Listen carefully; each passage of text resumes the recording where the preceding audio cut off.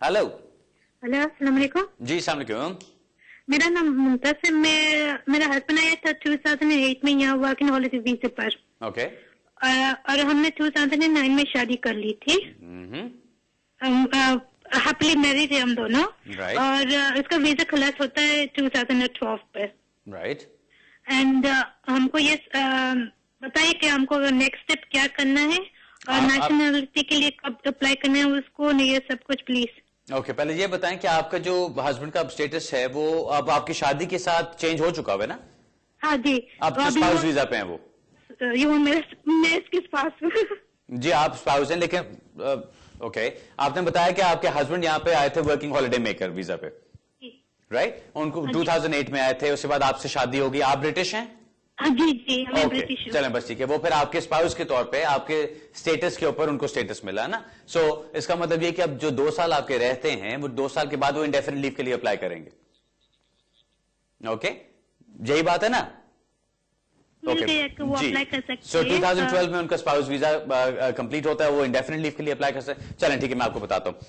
Important चीज इसमें क्या है समझने वाली कि आपका हस्बैंड को जितना टाइम यहाँ पे गुजरा आपने वो देखना है कि उनका लीगल टाइम कौन सा गुजरा है। जहां तक मुझे समझ आई है उनका तमाम टाइम यहाँ पे लीगल गुजरा है। 2008 में वो आए, 2009 में शादी कर ली, फिर आपने अप्लाई कर दिया अपना वीजा चेंज करने के लिए और उनको वो वीजा मिल भी गया। सो इसका मतलब 2012 में उनके इंडेफिनिट लीव हो जाएगी आपकी शादी की बेस पे, if everything is going well.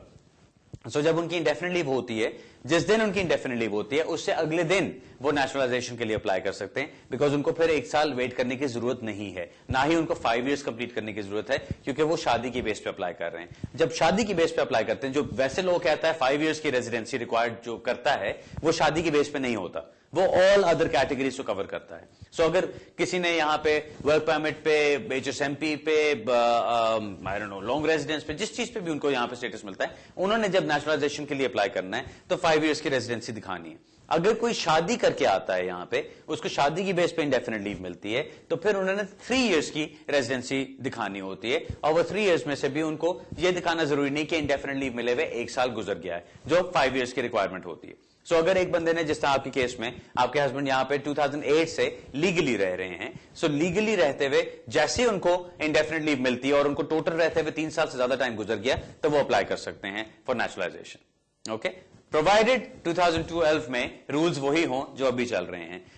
एक सवाल, अब ये तो जी जो आपका सवाल का जवाब था मेरा ख्याल है वो हो गया। अब मेरा ख्याल है हम और कॉल्स तो नहीं ले सकते, आज के प्रोग्राम का टाइम खत्म हो रहा है। मैं एक चीज सिर्फ यहां पे कहना चाहता हूं जो अक्सर लोग पूछते रहते हैं और मैं उनको बताता रहता हूं।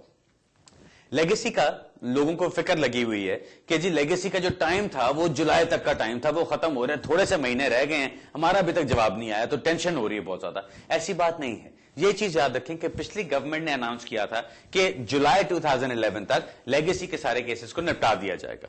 मैं उस वक्त से भी कहता आ रहा हूं और मैं अभी भी यही कहता हूं कि मुझे नहीं लगता कि ऐसा हो सकता है, क्योंकि अगर आप एक जस्टली, एक सही तरीके से, एक इंसाफ के साथ इन केसेस को निपटाना चाहते हैं, तो फिर इतने ज्यादा केसेस हैं कि उनको कंसिडर करके आप सबको तब तक नहीं कर सकते।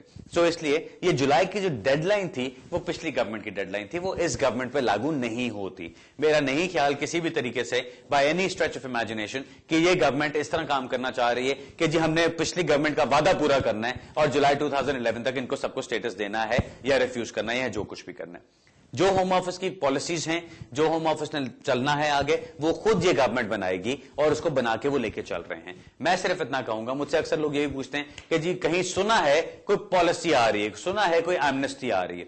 ऐसी कोई चीज मैंने तो नहीं सुनी, और अगर आपने कहीं से सुनी तो मुझे भी बता दीजिए, क्योंकि ये बातें सारी कहलाने वाली बातें होती हैं। अगर आप देखें पिछले 12 साल में 3 एमनेस्टीज आई हैं या 3 पॉलिसीज आई हैं, और वो तीनों पॉलिसीज 4-4 साल के वक्फे से आई हैं। सो उस तरह से अगर आप देखें, डेफिनेटली 2011 में पॉलिसी आनी बनती है, लेकिन ये कोई ऐसी साइंस नहीं है, इसके ऊपर कोई ऐसी कंफर्मेशन नहीं है कि ऐसा कुछ होगा। सो मैं भी यही कहूंगा कि हाँ ठीक है, कुछ ना कुछ आना चाहिए। मैं भी ये कहता हूं, एक्सपेक्ट करता हूं कि कुछ ना कुछ आना चाहिए, लेकिन अभी तक कोई ऐसी इंफॉर्मेशन नहीं है। सो इसलिए सांस रोक के मत बैठिएगा कि बस जब कुछ आएगा तभी मैं सांस लूंगा, ऐसी बात नहीं। ओके, अगले हफ्ते इंशाल्लाह इसी जगह इसी वक्त दोबारा मुलाकात करेंगे। तब तक अगर मुझे ढूंढना हो, आप जानते हैं मेरा नाम क्या है, आप लॉ सोसाइटी से मुझे ढूंढ सकते हैं, और इंशाल्लाह अगले हफ्ते फिर मुलाकात करेंगे। तब तक के लिए इजाजत चाहता हूं। खुदा हाफिज।